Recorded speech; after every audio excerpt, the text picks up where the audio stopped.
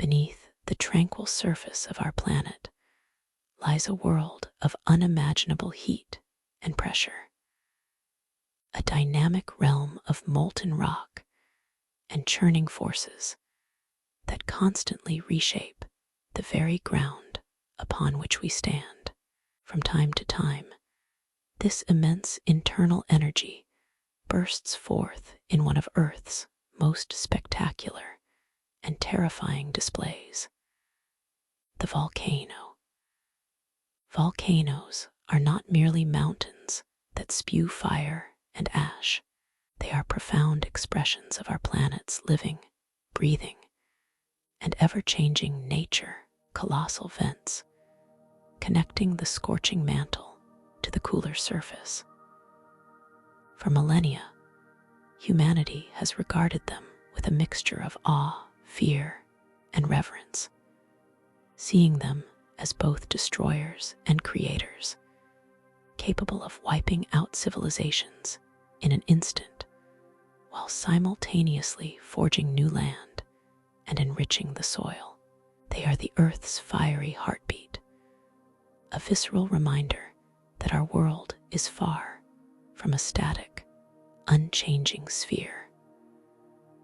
Understanding volcanoes is not just about comprehending geological phenomena. It's about grasping the fundamental processes that have shaped our planet since its fiery birth billions of years ago. These geological marvels are direct windows into Earth's interior, offering clues about the planet's composition, its heat engine, and the forces that drive continents across the globe. They are deeply intertwined with the story of life itself, influencing atmospheric composition, creating fertile soils, and even playing a role in the cycling of water and crucial elements through Earth's systems. Imagine a world without volcanoes. It would be a very different place, perhaps even a lifeless one, lacking the geological dynamism that renews the crust and releases essential gases. Every rumble, every plume of smoke, every stream of molten rock tells a story of immense power and intricate geological mechanics. From the gentle, effusive flows that slowly build vast shield volcanoes to the explosive, catastrophic eruptions that can alter global climate, volcanoes showcase a breathtaking range of behaviors. They represent a fundamental part of the planet's heat exchange mechanism, a necessary safety valve that prevents the buildup of internal pressure and helps regulate Earth's temperature over geological timescales. Without these vents, the planet's internal heat would be trapped, leading to unimaginable geological stress. The study of volcanoes, known as volcanology, is a multidisciplinary field drawing upon geology, geophysics, chemistry, and even atmospheric science. Scientists meticulously monitor seismic activity, ground deformation, and gas emissions around active volcanoes, striving to understand their intricate rhythms and, crucially, to predict their next awakening. This predictive capability is vital for mitigating risks to populations living in volcanic shadow zones, allowing for timely evacuations and saving countless lives. The challenge is immense, as each volcano possesses its own unique personality, its own set of indicators and behaviors. As we embark on this journey into the heart of volcanic activity, we will delve into the science, that governs these fiery mountains. We will explore where the magma originates deep within the earth, how it makes its arduous journey to the surface, and the powerful forces of plate tectonics that orchestrate the vast majority of volcanic activity. We will differentiate between the various types of volcanoes, each with its distinctive form and eruptive style, and examine the diverse and often destructive products they release. Ultimately, this exploration will bring us closer to understanding one of Earth's most formidable and fascinating natural phenomena, an essential component of our planet's vibrant and living geological system, reminding us of the raw power that continuously shapes our world from within. It is a journey into the very depths of our Earth's being, revealing the fundamental processes that create and destroy, build and tear down, in a perpetual cycle of geological transformation. To truly understand volcanoes, we must begin our journey not at the dramatic summit, but far beneath the Earth's surface, in the realm where magma is born.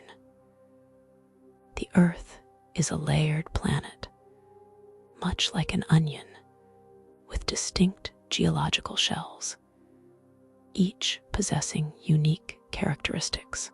At its very center lies the solid inner core, surrounded by a liquid outer core, both intensely hot. Above this is the mantle, a thick layer of mostly solid rock that behaves like a very viscous fluid over geological timescales. Finally, the outermost layer is the crust, the relatively thin, rigid shell upon which we live. Magma, the molten rock that erupts from volcanoes, originates primarily within the upper mantle and the base of the Earth's crust, areas where conditions are just right for rock to melt. It's a common misconception that the Earth's mantle is entirely molten. In reality, the vast majority of the mantle is solid rock, albeit rock, that is incredibly hot and under immense pressure. The melting of this solid rock to form magma is not simply due to extreme heat alone. While the temperature deep within the Earth is indeed high, the immense pressure exerted by the overlying rock layers typically prevents the mantle from melting entirely. Think of it like a pressure cooker. Even at high temperatures, the pressure keeps the water from boiling. Therefore, for rock to melt and form magma, specific conditions are required, usually involving a decrease in pressure, the addition of water, or an increase in temperature, or a combination of these factors. One of the primary ways solid rock melts into magma is through a process called decompression melting. This occurs when the pressure on hot mantle rock is reduced, even if the temperature remains constant. Imagine hot rock deep in the mantle, slowly rising towards the surface. As it ascends, the weight of the overlying rock decreases, leading to a reduction in pressure. This drop in pressure lowers the melting point of the rock, allowing it to transition from solid to liquid, forming magma. This type of melting is particularly prevalent at mid-ocean ridges, where tectonic plates are pulling apart, allowing hot mantle material to rise. Another crucial mechanism is flux melting, often associated with the addition of volatiles, primarily water. Water, even in small amounts, can significantly lower the melting point of rock. When oceanic crust, saturated with seawater, is subducted or forced beneath another tectonic plate, it carries this water deep into the mantle. As the oceanic plate descends and heats up, the water is cooked out of the minerals, rising into the overlying mantle wedge. This water then acts as a flux, reducing the melting point of the hot mantle rock above it, causing it to melt and generate magma. This process is responsible for the arc volcanoes found along many continental margins and island chains. A third, less common mechanism is heat transfer melting. This occurs when extremely hot magma, generated by one of the other processes, rises into cooler crustal rock. The ascending hot magma transfers its heat to the surrounding solid rock, causing that rock to melt. This process often leads to the formation of diverse magma compositions, as the newly melted crustal rock mixes with the original magma. Once formed, this molten rock, now less dense than the surrounding solid rock, begins an arduous journey upwards through the Earth's crust. Magma collects in vast underground chambers known as magma chambers, which can be located anywhere from a few kilometers to tens of kilometers below the surface. These chambers act as reservoirs where magma can accumulate, differentiate, and mix with other magmas. As magma continues to ascend, it exploits weaknesses in the overlying rock, such as fractures and faults, forcing its way through cracks or melting its path upwards. The journey can be slow, taking thousands or even millions of years, or relatively rapid, leading to an imminent eruption. The composition of the magma, its temperature, and the amount of dissolved gases within it all influence its viscosity, its resistance to flow, which in turn dictates the style of a future eruption. Thus, the fiery origins of a volcano are rooted deep within the earth. A complex interplay of heat, pressure, and chemistry that ultimately dictates the powerful forces unleashed at the surface. While magma's journey from the mantle to the surface is fascinating, the overarching mechanism that orchestrates the vast majority of volcanic activity on our planet is the grand, slow-motion ballet of plate tectonics. This revolutionary scientific theory, developed in the mid-20th century, fundamentally reshaped our understanding of Earth, moving it from a static sphere to a dynamic, ever-changing world. It posits that Earth's outermost layer, the lithosphere, which includes the crust and the uppermost part of the mantle, is broken into several large, rigid pieces called tectonic plates. These plates are not stationary. They are in constant, albeit incredibly slow, motion, gliding across the hotter, more ductile asthenosphere, the semi-fluid layer of the upper mantle. This movement, driven by convection currents within the mantle, where hotter, less dense material rises and cooler, denser material sinks, is the primary force behind earthquakes, mountain building, and critically, most volcanic activity. The concept of plate tectonics explains why volcanoes are not randomly scattered across the globe, but are instead concentrated in specific zones, primarily along plate boundaries. There are three main types of plate boundaries, each associated with distinct geological phenomena, including different styles of volcanism. Divergent boundaries, where plates pull apart, convergent boundaries, where plates collide, and transform boundaries, where plates slide past each other horizontally. While transform boundaries are typically associated with earthquakes, divergent and convergent boundaries are the major theaters for volcanic action. At divergent plate boundaries, two tectonic plates are moving away from each other.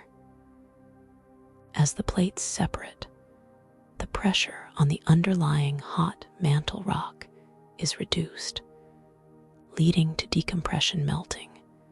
As we discussed earlier, this generates vast quantities of basaltic magma, which is relatively fluid and rich in iron and magnesium.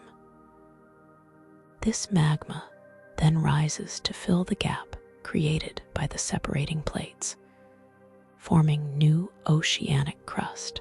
The most prominent example of a divergent boundary is the mid-ocean ridge system, a colossal underwater mountain range that girdles the globe for over 60,000 kilometers. Along this ridge, continuous volcanic eruptions, mostly out of sight beneath the ocean's surface, constantly add new material to the Earth's crust, effectively spreading the seafloor. Iceland is a remarkable example of a landmass sitting directly on the mid-Atlantic ridge, where this divergent volcanism is visible above sea level, giving rise to numerous active volcanoes and extensive lava flows. At convergent plate boundaries, the story is more complex and often more dramatic. Here, two tectonic plates collide. What happens depends on the type of plates involved. When an oceanic plate, which is generally denser and thinner, collides with a continental plate, the oceanic plate is forced to dive beneath the continental plate in a process called subduction. As the oceanic plate descends into the mantle, it carries with it water-rich sediments and hydrated minerals. The increasing temperature and pressure cause these volatile compounds, particularly water, to be released. This water then rises into the overlying mantle wedge, lowering the melting point of the hot mantle rock and causing it to undergo flux melting. The resulting magma, often more viscous and gas-rich than basaltic magma, then rises through the continental crust, leading to the formation of explosive volcanoes along the continental margin. The Andes Mountains and the Cascade Range in North America are prime examples of this type of volcanism. When two oceanic plates converge, one is still subducted beneath the other, leading to the formation of a chain of volcanic islands known as an island arc. The Mariana Islands and the Aleutian Islands are classic examples of this process. The volcanic activity at these convergent boundaries is responsible for the vast majority of the Earth's most explosive volcanoes and forms the infamous Ring of Fire that encircles the Pacific Ocean. This ring, home to 3/4 of the world's active volcanoes, is a direct testament to the power of subduction-driven volcanism. In essence, plate tectonics is the master conductor of Earth's internal symphony, dictating where and how the planet's fiery breath escapes. The slow, relentless motion of these colossal plates creates the specific pressure and temperature conditions necessary for rock to melt, generating the magma that fuels volcanoes and constantly renewing the Earth's dynamic surface. It is a powerful reminder that our planet is a living geological entity, constantly being shaped and reshaped by forces far beyond our everyday perception.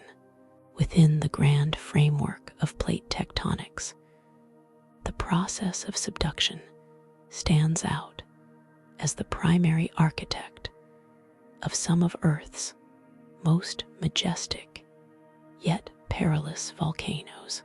This is where one tectonic plate, typically an oceanic plate, because of its higher density, is forced to dive beneath another, less dense plate, either another oceanic plate or a continental plate, and descend into the Earth's mantle. This colossal geological collision is a slow-motion drama playing out over millions of years, and it is directly responsible for forming long chains of volcanoes, often characterized by explosive eruptions, along what are known as subduction zones. Imagine two colossal conveyor belts slowly grinding against each other. One belt, the oceanic plate, is laden with water-saturated sediments and hydrous minerals, having spent millions of years at the bottom of the ocean. As it begins its descent into the Earth's interior, it carries this water with it. As the subducting plate plunges deeper into the mantle, it encounters progressively higher temperatures and pressures at depths ranging from roughly 100 to 200 kilometers. The increasing heat and pressure begin to cook the water out of the minerals within the oceanic crust and overlying sediments.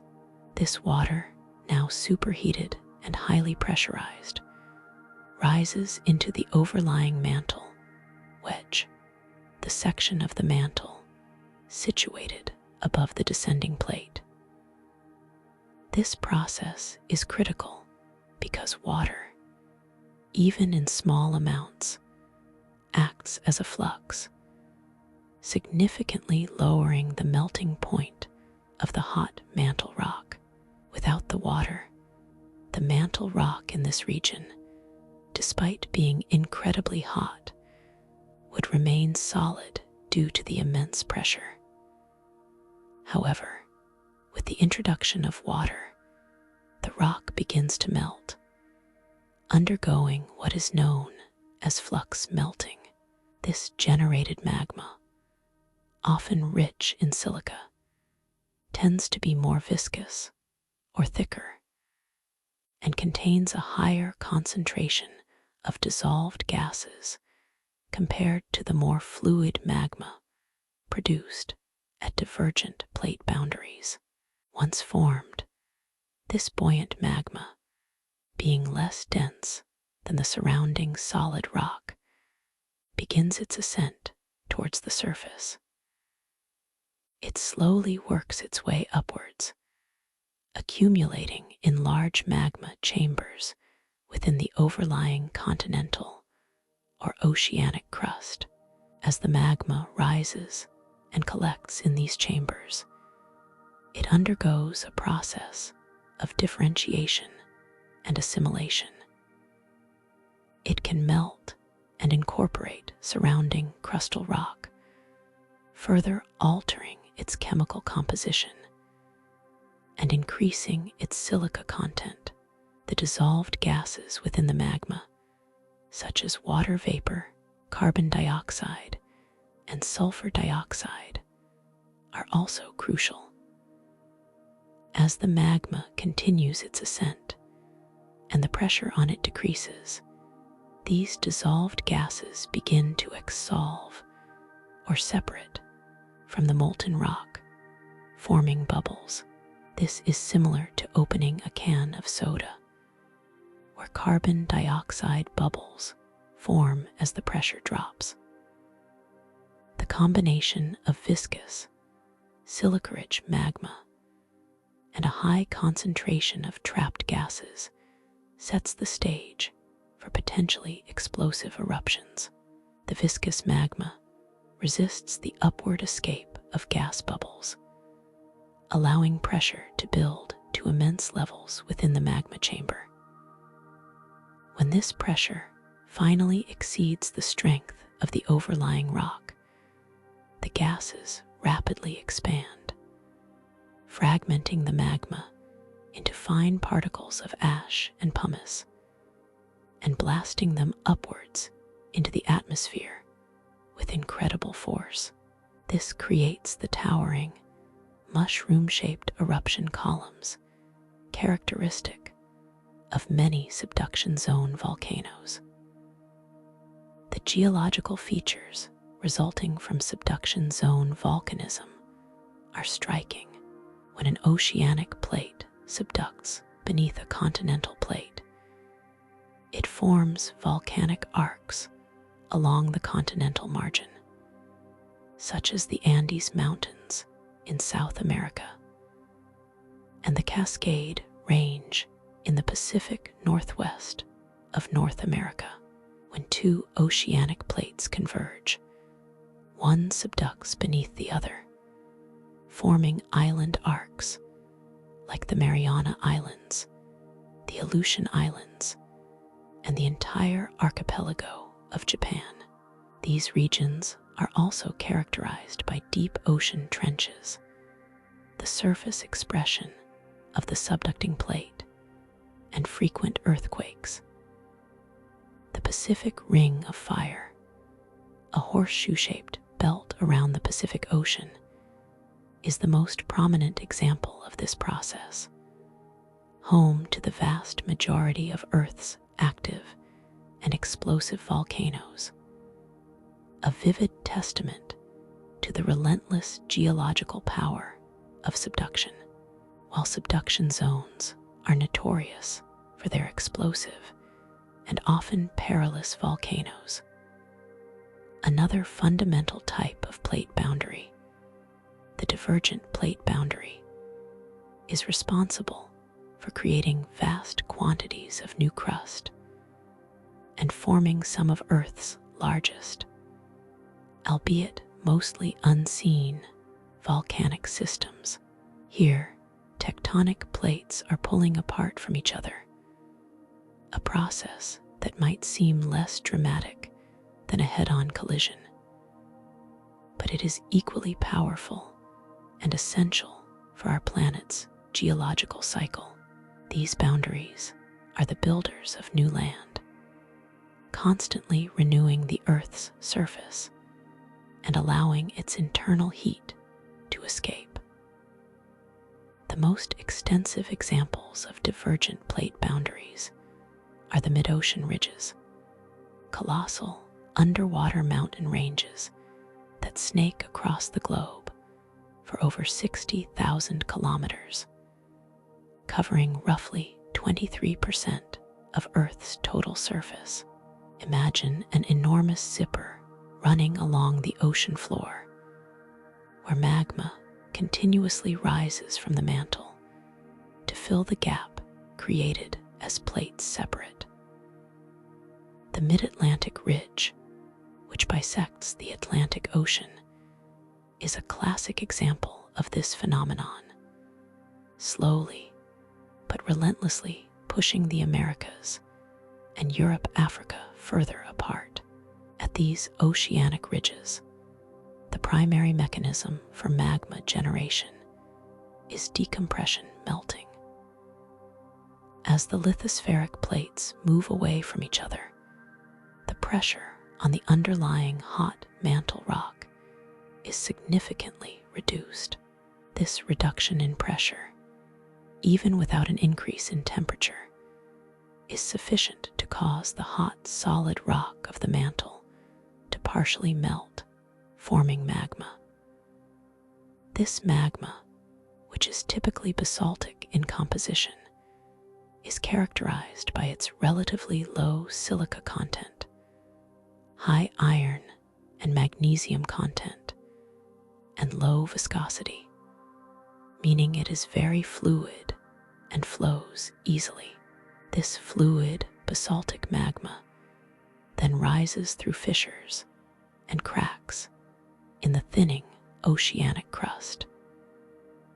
Instead of building towering, steep-sided volcanoes, it tends to erupt gently, flowing out onto the seafloor and solidifying to form new oceanic crust. This continuous process of magma upwelling and solidification is known as seafloor spreading. Over millions of years, this process creates vast expanses of new oceanic lithosphere, pushing older crust away from the ridge crest. The accumulated lava flows build up to form the mid-ocean ridge itself, a submerged mountain range with a central rift valley running along its axis. The gentle, effusive nature of these underwater eruptions means they are rarely explosive, though they are incredibly frequent, constantly adding fresh material to the ocean floor.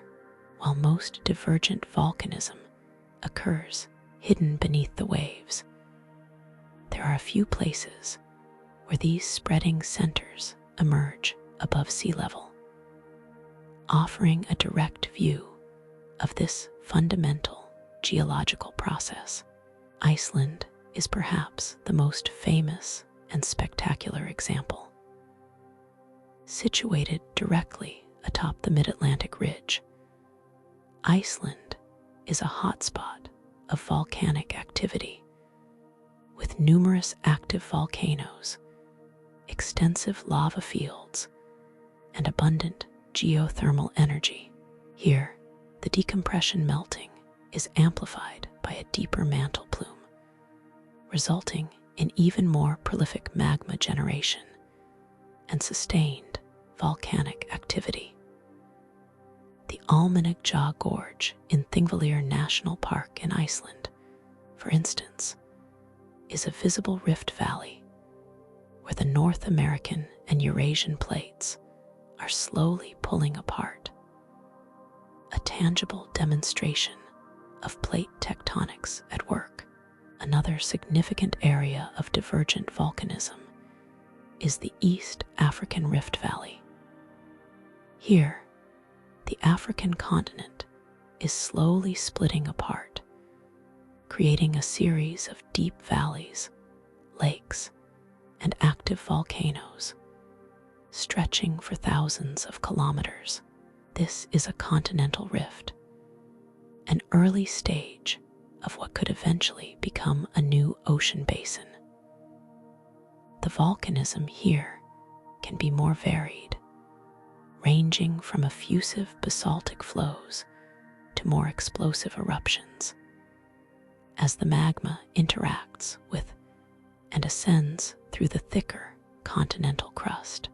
Examples include Mount Kilimanjaro and Mount Kenya, although their origins also involve complex interactions with deep mantle plumes rather than just simple rifting. In summary, divergent plate boundaries are the silent but constant builders of our planet's crust. They are characterized by the upwelling of fluid, basaltic magma through decompression melting, creating vast underwater mountain ranges, and in a few special cases, land masses teeming with volcanic activity. These geological factories continuously add new material to the Earth's surface, acting as a crucial counterpart to the destructive forces of subduction, and collectively demonstrating the relentless dynamism of our living planet. While the vast majority of volcanoes are found along the boundaries where tectonic plates interact, there exists another fascinating category of volcanic activity that defies the conventional wisdom of plate tectonics. These are hotspot volcanoes, formed not at plate edges, but in the middle of plates, often far from any boundary. They are the result of deep-seated plumes of intensely hot mantle material rising from near the core mantle boundary, punching through the overlying tectonic plate like a giant blowtorch.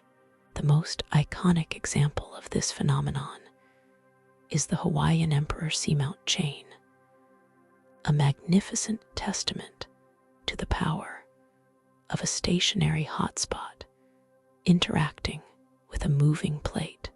Imagine a consistent, superheated upwelling of magma, like a fixed burner, beneath a slowly moving conveyor belt. As the tectonic plate, representing the conveyor belt, glides over this stationary mantle plume, a new volcano forms directly above the plume. Over millions of years, as the plate continues to move, the older volcano is carried away from the hotspot, becoming dormant and eventually eroding beneath the waves. Meanwhile, a new volcano begins to form over the hotspot, continuing the cycle. This relentless process creates a linear chain of volcanoes, with the active volcano always located directly over the plume, and the volcanoes becoming progressively older and more eroded with increasing distance from the hotspot. The classic illustration of this is the Hawaiian island chain. The youngest and most volcanically active islands, like Hawaii, the Big Island, are currently situated directly over the Hawaiian hotspot. As the Pacific plate slowly drifts northwestwards, the older islands Maui, Oahu, Kauai have been carried away from the plume, their volcanoes now dormant and undergoing erosion. The chain extends further northwestward as the Emperor Seamount Chain, a long line of submerged, ancient volcanoes that ultimately bend towards the north. This bend in the chain, approximately 47 million years ago, records a significant change in the direction of the Pacific Plate's movement, providing invaluable insights into Earth's tectonic history. The magma produced by hotspots is predominantly basaltic, similar to that found at mid-ocean ridges. It is generated through decompression melting as the hot plume material rises. This basaltic magma is typically low in silica content, rich in iron and magnesium, and highly fluid or low viscosity. Because of its fluidity, it tends to erupt effusively, flowing readily over the landscape rather than exploding violently. This type of eruption builds up broad, gently sloping volcanoes with a characteristic shield-like shape, known as shield volcanoes. The massive volcanoes of Hawaii, such as Mauna Loa and Kilauea, are prime examples of shield volcanoes, gradually growing with each successive lava flow. Hotspots are not exclusive to oceanic plates. They can also occur beneath continental plates, although the volcanism can be more complex due to the thicker and more varied continental crust. The Yellowstone caldera in the western United States is a dramatic example of a continental hotspot. Here, the underlying plume has produced incredibly voluminous and highly explosive eruptions of rhyolitic magma, a silica-rich, viscous, and gas-laden type of magma. These eruptions have not built individual volcanic cones, but have instead formed vast calderas, creating some of the largest volcanic features on Earth. As the North American plate moves southwestward over the Yellowstone hotspot, the chain of past eruptions can be traced across Idaho, marking the progressive eastward movement of the hotspot's influence relative to the plate. The study of hotspots offers crucial insights into the deep earth, providing direct evidence of processes occurring far beneath the tectonic plates. They are independent geological features that allow scientists to track plate motions over geological timescales and to understand variations in mantle composition and dynamics. These isolated fire events, seemingly defying the rules of plate boundaries, are in fact a powerful testament to the dynamic, heat-driven engine that lies at the very heart of our living planet, continuously punching through its rigid exterior to create magnificent, sometimes destructive, and always awe-inspiring volcanic landscapes. As we explore the diverse origins of volcanoes, from subduction zones to mid-ocean ridges and hotspots, it becomes apparent that not all volcanoes are created equal. Just as different geological settings produce different types of magma, so too do they give rise to a remarkable variety of volcanic structures, each with its own distinctive shape, size, and eruptive style. These forms are not random. They are direct reflections of the underlying magma composition, the eruptive forces at play, and the long history of a volcano's activity. Understanding these shapes of eruption allows us to classify volcanoes and infer much about their behavior. Perhaps the most common and often largest type of volcano, especially those formed at divergent plate boundaries and oceanic hotspots, is the shield volcano. Imagine a warrior's shield lying on the ground broad, gently sloping, and relatively flat. This shape is a direct consequence of the highly fluid, low-viscosity basaltic lava that typically erupts from these volcanoes. Because the lava flows so easily, it spreads out over vast distances before solidifying, building up successive layers that create a wide, low-angle cone.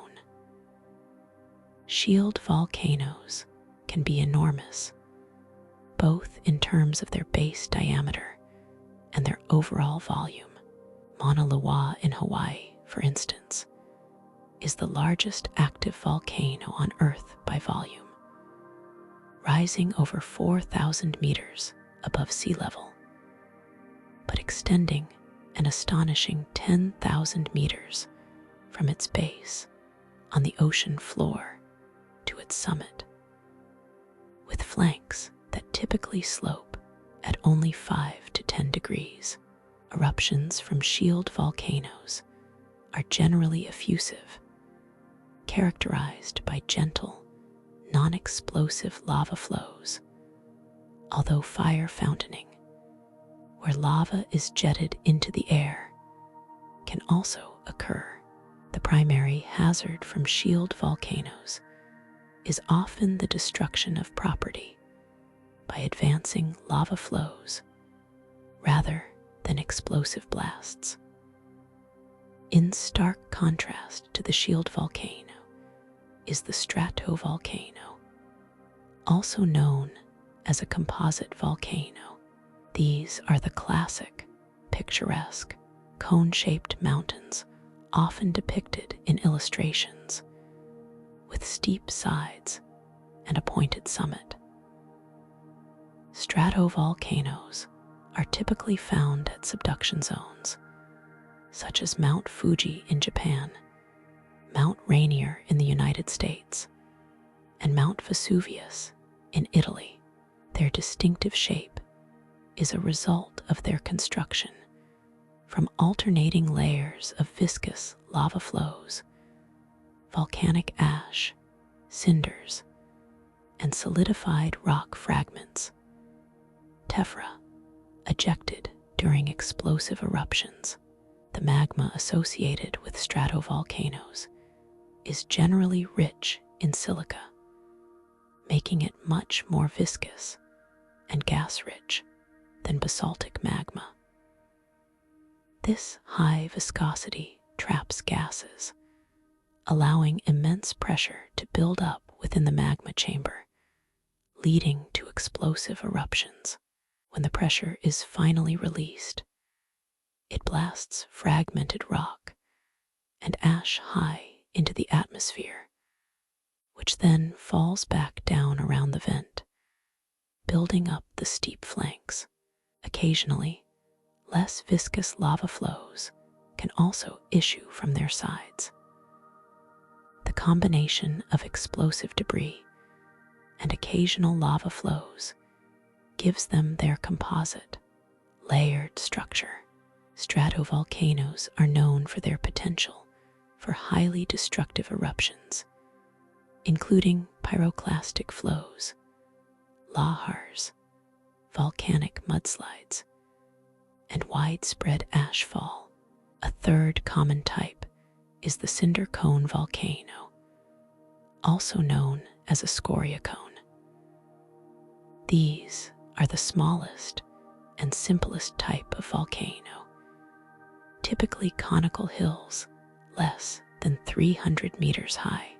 They are built almost entirely from loose fragments of volcanic rock called cinders or scoria, which are ejected from a single vent. When gas-rich basaltic magma erupts explosively, it fragments into small, porous pieces of lava that solidify in the air and fall back down around the vent, accumulating to form the steep-sided cone. Cinder cones often have a bowl-shaped crater at the summit. While their eruptions are often short-lived, lasting only a few years to a few decades, they can be quite vigorous, with dramatic fire fountaining. Paracutin in Mexico, which erupted from a farmer's cornfield in 1943 and grew rapidly over several years, is a famous example of a cinder cone. Cinder cones often form on the flanks of larger volcanoes or in volcanic fields. Finally, while not strictly a cone shape, calderas represent a distinct and often colossal volcanic structure. These are large, basin-shaped depressions that form when the roof of a magma chamber collapses after a massive, explosive eruption has emptied a significant volume of magma from beneath. Calderas can be many kilometers wide and are often associated with some of Earth's most powerful supervolcanic events. Lake Toba in Indonesia and the Yellowstone caldera in the United States are prime examples. Their massive scale and destructive potential will be explored further, but their unique structure is a testament to the immense forces at play. Each of these volcanic forms tells a story of the Earth's internal processes, shaped by the chemistry of magma, the amount of dissolved gases, and the tectonic setting, offering a visual encyclopedia of our dynamic planet's fiery architecture. Having explored the diverse geological settings and the resulting shapes of volcanoes, we now arrive at the pulsating heart of volcanic activity, the eruption itself. This is the moment when magma, having made its arduous journey from the Earth's interior, finally breaks through to the surface, releasing immense energy and often transforming the surrounding landscape. Volcanic eruptions are not monolithic events. They exhibit a remarkable spectrum of styles, from gentle, flowing effusions to catastrophic, explosive blasts, each dictated by the intricate interplay of magma composition, gas content, and temperature. Understanding these variations is crucial for predicting a volcano's behavior and mitigating its hazards. At one end of the spectrum are effusive eruptions, characterized by the relatively calm outpouring of highly fluid, low-viscosity lava. These are typically associated with basaltic magmas found at divergent plate boundaries and oceanic hotspots, which are low in silica and dissolved gas content. Because the magma is fluid, gases can escape relatively easily, preventing pressure from building up to explosive levels. Instead, the lava flows readily down the volcano's flanks, often forming rivers of molten rock that can travel many kilometers before solidifying.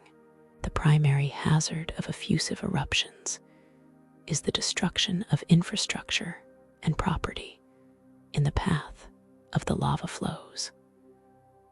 While slow-moving, these flows are unstoppable, incinerating everything in their path. Hawaii's Kilauea volcano is a prime example of a shield volcano that frequently experiences effusive eruptions, producing spectacular, yet generally manageable, lava flows that continuously reshape the island. These eruptions can also manifest as fire fountains, where jets of incandescent lava are propelled tens or even hundreds of meters into the air by rapidly expanding gases, creating dazzling displays of molten rock. At the other end of the spectrum are the far more dangerous and dramatic explosive eruptions. These are typically associated with viscous, silica-rich magmas, common at subduction zones, which have a high content of dissolved gases. The thick, sticky nature of this magma traps gases, preventing them from easily escaping. As the magma rises and the confining pressure decreases, the dissolved gases begin to exsolve and form bubbles. Because the magma is so viscous, these bubbles cannot easily rise and escape. Instead, they accumulate, building up immense pressure within the magma chamber and conduit. When this pressure finally exceeds the strength of the overlying rock, it is released catastrophically.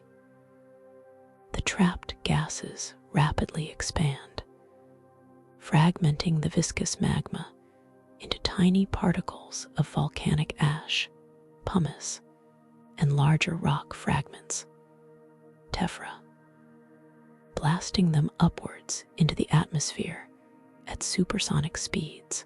These powerful explosive eruptions can create towering eruption columns that can reach tens of kilometers into the stratosphere, carrying vast quantities of ash and gases.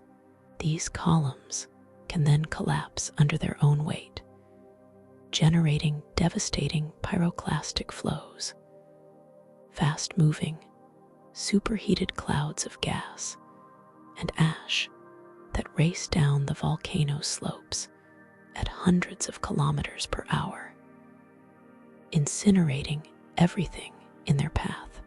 Mount Vesuvius's eruption that buried Pompeii and Mount Pellé's destruction of St. Pierre are historical examples of the immense destructive power of pyroclastic flows. Within explosive eruptions, volcanologists further classify styles based on their intensity and characteristics. Strombolian eruptions are relatively mild, characterized by discrete, short-lived bursts of incandescent lava fragments. Volcanian eruptions are more powerful, involving dense, dark clouds of ash, gas, and rock fragments. Plinian eruptions are the most violent and iconic, producing massive, sustained eruption columns that can inject ash and gases high into the stratosphere, with global impacts on climate and aviation. The 1980 eruption of Mount St. Helens and the 1991 eruption of Mount Pinatubo are well-known Plinian events. The style of eruption also impacts the immediate environment and long-term geological features. Effusive eruptions primarily build shield volcanoes through lava flows, while explosive eruptions build stratovolcanoes through layers of ash and lava. Understanding this spectrum of eruptive behaviors, from the gentle ooze to the cataclysmic blast, is fundamental to appreciating the sheer power and dynamic nature of Earth's internal processes and the profound impact volcanoes have on our world. When a volcano awakens, its dramatic display of power often goes beyond the simple outpouring of lava. While flowing rivers of molten rock are undeniably destructive, some of the most far-reaching and dangerous products of volcanic eruptions are the invisible, the airborne, and the superheated, swift-moving currents that can devastate vast areas. Understanding these hazardous outputs, volcanic ash, gases, and pyroclastic flows, is critical for assessing risk and protecting lives in volcanic regions. These phenomena are stark reminders of a volcano's capacity for widespread and often sudden destruction.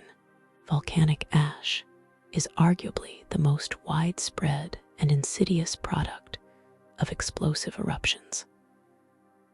It is not the soft, fluffy ash from a campfire. Rather, it consists of tiny, sharp, jagged fragments of volcanic glass, minerals, and rock, usually smaller than 2 millimeters in diameter, that are pulverized during an explosive blast. When an eruption column injects vast quantities of this ash into the atmosphere, prevailing winds can carry it for hundreds or even thousands of kilometers away from the vent. The immediate impacts of ashfall can be severe. Heavy ash accumulation can cause roofs to collapse, leading to structural damage and injury.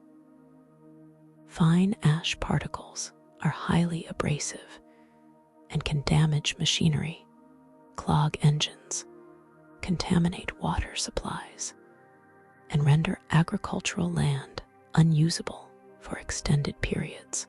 For aviation, volcanic ash is a particularly grave threat. Aircraft engines, especially jet engines, can ingest ash particles, which then melt at the engine's operating temperatures and fuse onto hot turbine components, leading to engine malfunction or failure. Ash clouds are often invisible to airborne radar, making them extremely difficult to detect by pilots. This poses a significant risk to air travel, leading to widespread flight cancellations and substantial economic disruption, as witnessed during the 2010 eruption of Eyjafjallajökull in Iceland. The health impacts of inhaling fine volcanic ash are also significant, potentially causing respiratory problems and irritation. Even more lethal are pyroclastic flows, often considered the most dangerous of all volcanic phenomena. These are fast-moving currents of superheated gas and volcanic debris, ash, pumice, and rock fragments that surge down the flanks of a volcano at incredible speeds, often exceeding 100 kilometers per hour, and sometimes reaching several hundred kilometers per hour. Their temperatures can range from 200 to 700 degrees Celsius, instantly incinerating anything in their path. Pyroclastic flows are typically generated by the collapse of an eruption column or the explosive eruption of a lava dome. Their immense speed, high temperature, and devastating power leave no chance of escape for anyone caught in their path, completely leveling forests, structures, and erasing life in moments. The destruction of Pompeii by Mount Vesuvius in 79 Common Era, and the catastrophic pyroclastic flows from Mount Pelée in 1902 that wiped out the city of St. Pierre, killing nearly 30,000 people, stand as grim historical reminders of their power. Volcanoes also release a variety of volcanic gases into the atmosphere, even during quiescent periods. The most abundant volcanic gas is water vapor, followed by carbon dioxide, sulfur dioxide, hydrogen sulfide, and hydrogen halides. Hydrochloric acid, hydrofluoric acid. While water vapor is generally harmless, other gases can pose significant threats. High concentrations of carbon dioxide can be deadly, as it is heavier than air and can accumulate in depressions, displacing oxygen and suffocating living beings. The release of sulfur dioxide contributes to acid rain and can form aerosols in the stratosphere that reflect sunlight, potentially causing short-term global cooling. Hydrogen sulfide is toxic, and hydrogen halides, when dissolved in water droplets, can form highly corrosive acid rain that damages vegetation and infrastructure. The continuous emission of these gases over extended periods can also have long-term environmental impacts. In some cases, particularly in tropical volcanic regions, volcanic ash and debris can mix with water from rainfall, melting snow, or crater lakes to form highly destructive lahars. These are fast-moving volcanic mudflows, similar to wet concrete, that can travel rapidly down river valleys, burying everything in their path. The 1985 Nevado del Ruiz eruption in Colombia generated lahars that tragically killed over 23,000 people. The comprehensive nature of these volcanic hazards highlights the complex and multifaceted dangers posed by erupting volcanoes. From the global reach of ash clouds to the localized, superheated destruction of pyroclastic flows, the products of a volcano's fiery release are a potent reminder of Earth's formidable power. While many volcanic eruptions are localized events, causing significant damage in their immediate vicinity, there exists a rare yet truly terrifying class of volcanic activity capable of altering global climate and causing widespread environmental devastation. These are caldera-forming eruptions, often referred to as supervolcanoes. Unlike the familiar cone-shaped mountains that build up over many eruptions, calderas are massive, basin-shaped depressions that form when the roof of a magma chamber collapses after an enormous volume of magma has been rapidly evacuated during a cataclysmic eruption. The sheer scale of these events is difficult to comprehend, representing the most powerful geological forces our planet can unleash. A caldera typically forms after an extremely large eruption, often of viscous, gas-rich, silica-rich magma, rhyolite. During such an eruption, the magma chamber beneath the surface is largely emptied. Without the support of the buoyant magma, the overlying rock layers, weakened by extensive fracturing, can no longer support their own weight. The ground then collapses inwards, sometimes by hundreds or even thousands of meters, creating a vast depression that can be tens of kilometers in diameter.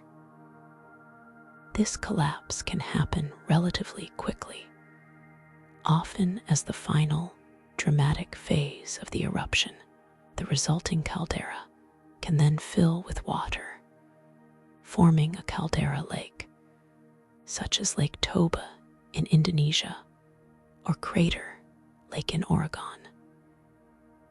The eruptions that lead to caldera formation are characterized by their extreme explosivity and the immense volume of material they eject. These are often referred to as ultraplinian eruptions, far exceeding the scale of typical plinian events. They can blast hundreds or even thousands of cubic kilometers of ash, pumice, and gases into the atmosphere, a volume so large it dwarfs any eruption witnessed in recorded human history. For comparison, the 1980 eruption of Mount St. Helens ejected about 1 cubic kilometer of material, while a supervolcanic eruption can eject more than 1,000 cubic kilometers. The impacts of such a massive eruption are global and profound. The sheer volume of volcanic ash injected into the stratosphere can circle the globe, blocking sunlight and causing a phenomenon known as volcanic winter. The reduction in solar radiation can lead to a significant drop in global temperatures, disrupting growing seasons, causing widespread crop failures, and potentially leading to mass famine and ecological collapse. The sulfur dioxide released during the eruption can combine with water vapor in the stratosphere to form sulfuric acid aerosols, which reflect sunlight and further contribute to global cooling over several years. One of the most well-known and studied supervolcanoes is the Yellowstone caldera in the United States. Yellowstone is not a single mountain, but a vast volcanic field, primarily defined by 3 enormous caldera-forming eruptions that occurred approximately 2.1 million, 1.3 million, and 640,000 years ago. The last major eruption, 640,000 years ago, created the current Yellowstone caldera, which is about 70 by 50 kilometers in size, and ejected an estimated 1,000 cubic kilometers of ash. While Yellowstone is currently monitored closely and shows no signs of an imminent supereruption, its past activity serves as a stark reminder of the immense potential for destruction. The area exhibits significant geothermal activity, including geysers and hot springs, driven by the underlying magma chamber, which is a significant tourist attraction, but also a constant reminder of the geological power beneath. Another historical example is the Toba supervolcano in Sumatra, Indonesia, which erupted 74,000 years ago, producing the largest known explosive eruption in the last 25 million years.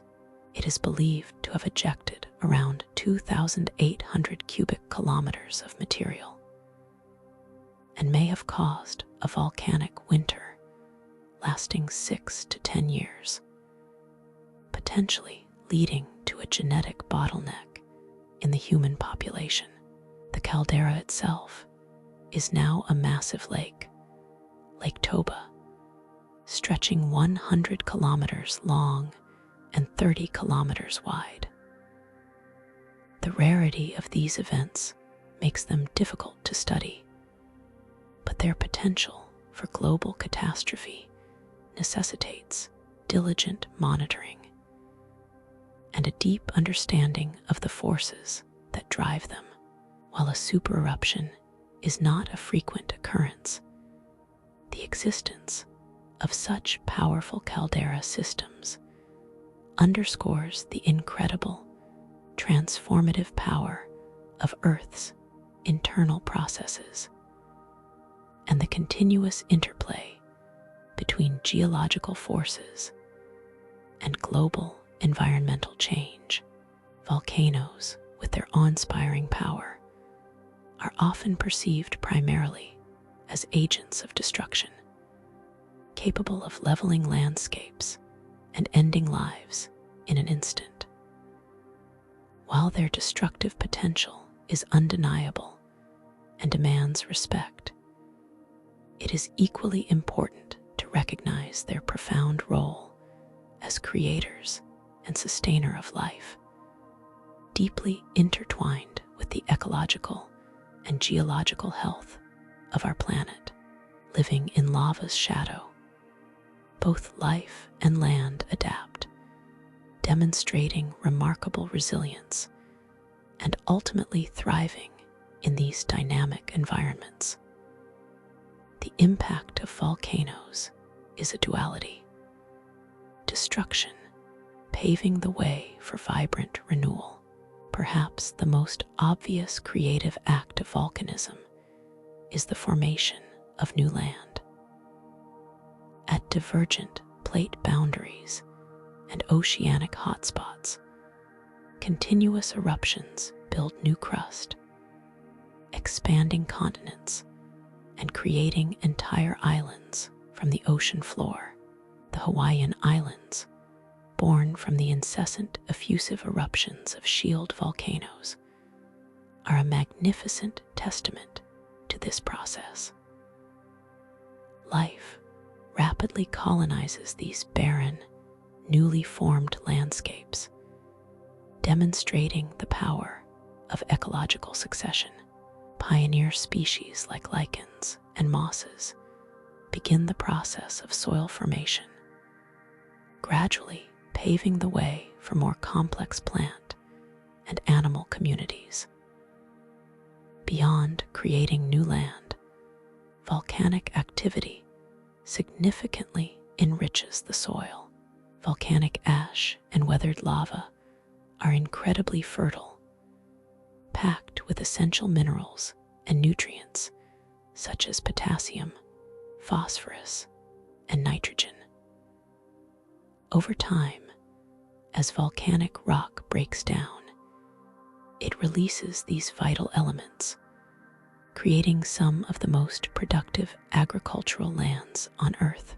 Regions like Java in Indonesia, the Campania region around Mount Vesuvius in Italy, and areas around Mount Fuji in Japan, despite the volcanic risk, are densely populated and intensely cultivated precisely because of their rich volcanic soils, capable of sustaining multiple harvests per year. This fertility is a powerful magnet for human settlement, a testament to the planet's creative generosity. Volcanoes also play a crucial role in the long-term cycling of water and gases through Earth systems. Water vapor is the most abundant volcanic gas, and over geological timescales, volcanic outgassing has been a major contributor to the Earth's atmosphere and oceans. Early Earth's atmosphere was largely formed by gases released from volcanic eruptions, paving the way for the development of life. Today, volcanoes continue to replenish these essential components, albeit at a slower rate, contributing to the planet's atmospheric balance. Furthermore, volcanic regions are often characterized by abundant geothermal energy. The heat from shallow magma chambers or hot intrusive rocks warms groundwater, creating hot springs, geysers, and fumaroles. This geothermal heat can be harnessed to generate electricity, providing a clean and renewable energy source for many countries, including Iceland, New Zealand, and parts of the United States. Geothermal areas also support unique ecosystems, with specialized microbes and organisms thriving in extreme temperature and chemical conditions, offering insights into the adaptability of life. The destructive forces of volcanism, while terrifying in the short term, also contribute to long-term ecological health. Disturbances like lava flows and ashfall can create new habitats, increase biodiversity by providing niches for specialist species, and trigger successional cycles that renew ecosystems. For example, a lava flow might destroy a forest, but over centuries, new forests will grow on the fertile volcanic rock, potentially with different species compositions. Despite the inherent dangers, living alongside volcanoes has often fostered resilience and adaptation in human cultures. Indigenous communities in many volcanic regions have developed intricate knowledge of volcanic patterns, developing sustainable practices and spiritual connections to these powerful natural forces. They have learned to coexist, respecting the volcano's power while utilizing the rich resources it provides. The ongoing interplay between destruction and creation is a fundamental aspect of volcanic regions, demonstrating the profound and often surprising ways in which Earth's fiery breath continues to shape our world, offering both challenges and opportunities for life. In the face of such immense and unpredictable power, humanity's response to volcanoes has evolved from superstitious awe to rigorous scientific inquiry. Today, an army of dedicated scientists, known as volcanologists, relentlessly work to understand, monitor, and critically predict volcanic activity, striving to mitigate the devastating impacts on human populations. Monitoring Earth's roar is a complex and challenging endeavor, requiring a multidisciplinary approach and a combination of sophisticated instruments and keen observation. The goal is not just to forecast an eruption, but to provide timely warnings that allow for effective evacuation and emergency preparedness, turning potential catastrophes into manageable events. One of the primary tools in a volcanologist's arsenal is seismology, the study of earthquakes.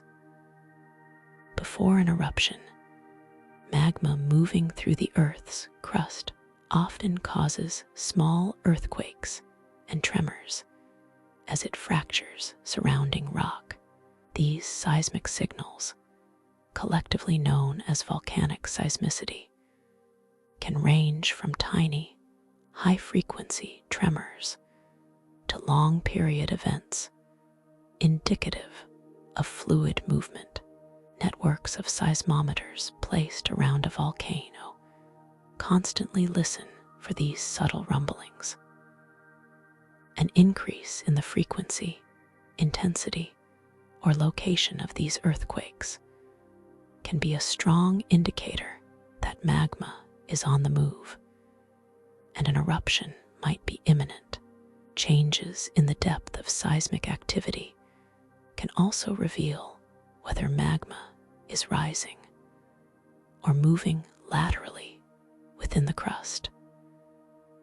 Another crucial monitoring technique involves tracking ground deformation. As magma accumulates in shallow magma chambers beneath a volcano, it exerts pressure on the overlying rock, causing the ground surface to swell or inflate. Conversely, deflation can occur as magma moves away or is erupted. Volcanologists use several methods to detect these minute changes. GPS receivers precisely measure horizontal and vertical ground movements over time. Tilt meters, highly sensitive instruments, measure changes in the slope or tilt of the ground, even by fractions of a degree. More recently, satellite interferometric synthetic aperture radar, INSAR, has become an invaluable tool. INSAR uses radar signals from orbiting satellites to detect ground deformation over large areas with millimeter precision, allowing scientists to create maps showing areas of uplift or subsidence. The study of volcanic gases is equally vital. As magma rises, gases dissolved within it begin to exsolve or escape, often migrating through cracks and fissures to the surface. Changes in the composition, volume, or ratios of these gases, such as increasing sulfur dioxide or carbon dioxide, can signal the ascent of fresh magma and an impending eruption.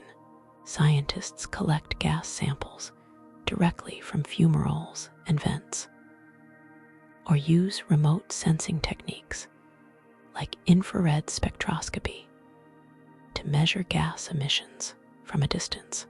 For example, a sudden increase in sulfur dioxide flux can indicate that magma is closer to the surface and degassing more rapidly.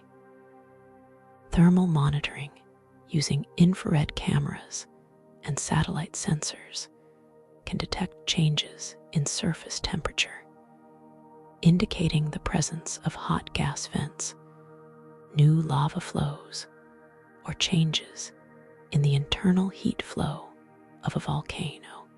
Rising temperatures in specific areas can precede an eruption or indicate the formation of lava domes.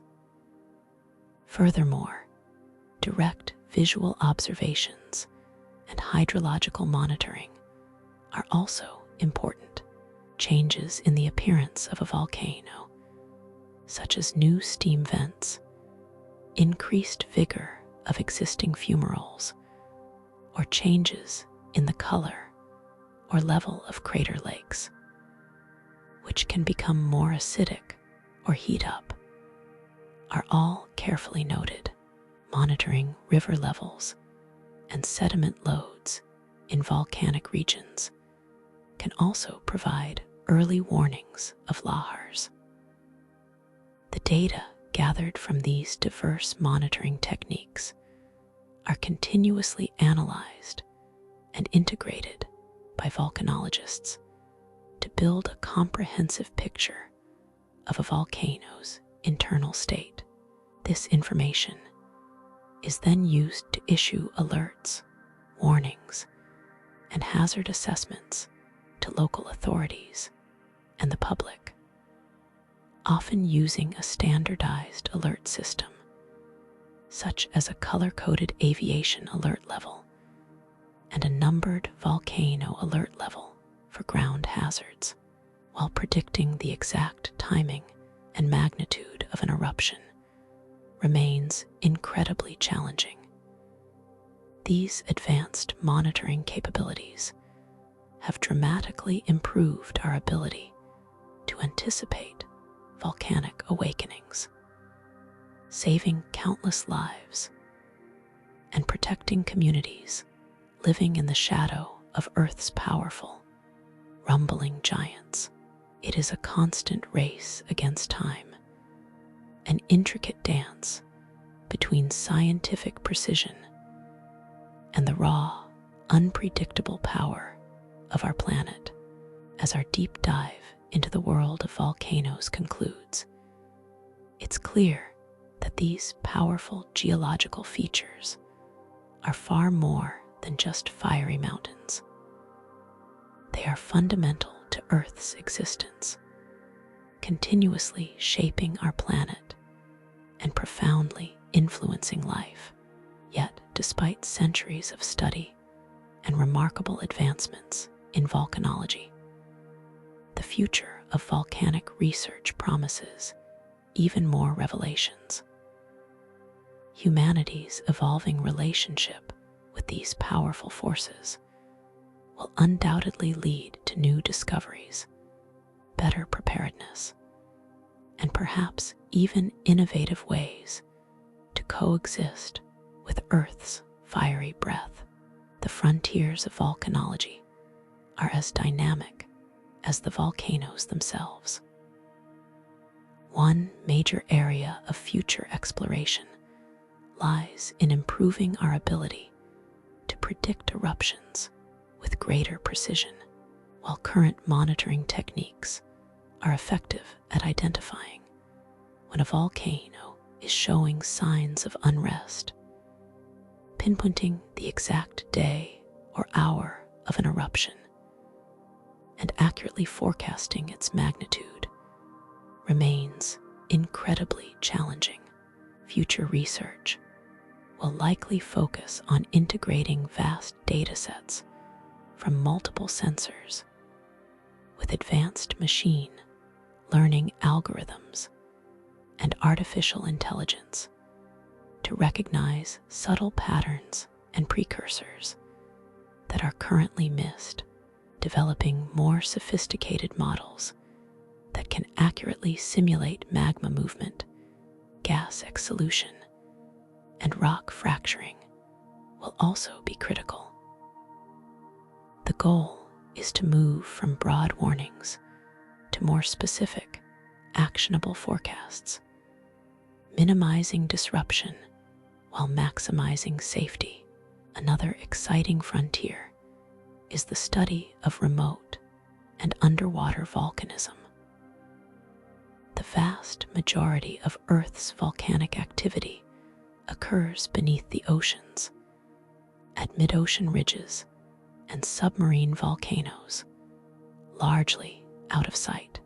Advances in autonomous underwater vehicles, sonar mapping, and deep-sea drilling technologies will allow scientists to directly observe and sample these submerged eruptions, providing unprecedented insights into seafloor spreading, the formation of new crust, and the unique ecosystems supported by hydrothermal vents.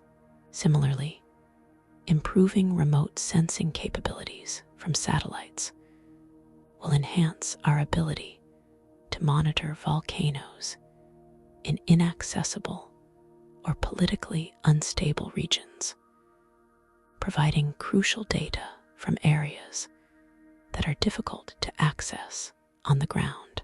The investigation into supervolcanoes and their long-term behavior will continue to be a priority.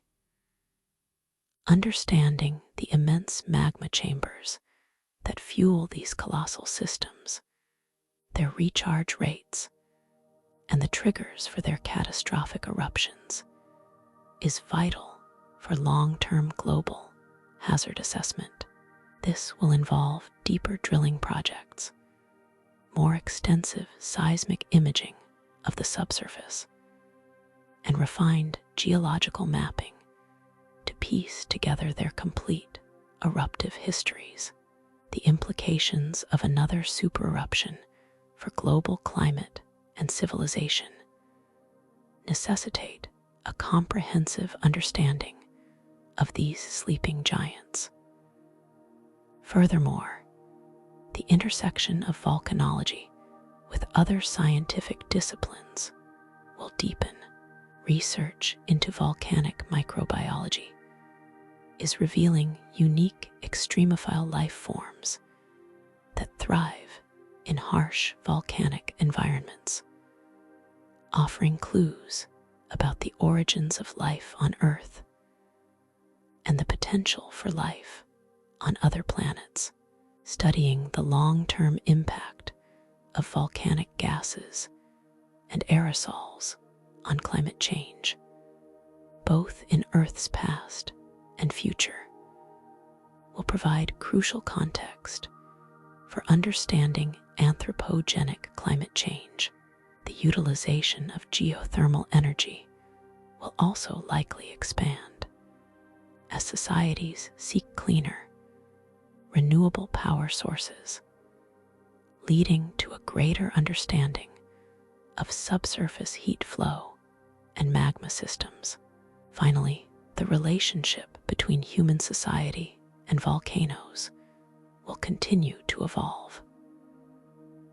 As populations grow and expand into seismically and volcanically active regions, the need for effective hazard communication, resilient infrastructure, and adaptive planning becomes paramount. Educating communities about volcanic risks, fostering a culture of preparedness, and developing innovative solutions for living safely in volcanic landscapes will be essential. This might include developing new technologies for diverting lava flows or building structures that can withstand ashfall. Volcanoes stand as enduring symbols of Earth's raw power, a reminder that we live on a dynamic planet whose internal forces are constantly at work, from the smallest cinder cone to the most expansive caldera. Each volcanic feature tells a story of geological creation and destruction. As scientists continue to push the boundaries of knowledge, the mysteries of Earth's fiery breath will undoubtedly continue to unfold, offering profound insights into the planet we call home and our place within its majestic, ever-changing geological saga. If this journey into the Earth's fiery heart captivated your imagination, please take a moment to like this video. Share it with anyone who loves our amazing planet, and subscribe to Restless for more deep dives into the wonders of science and nature. Your support fuels our explorations. Until our next adventure, sweet dreams.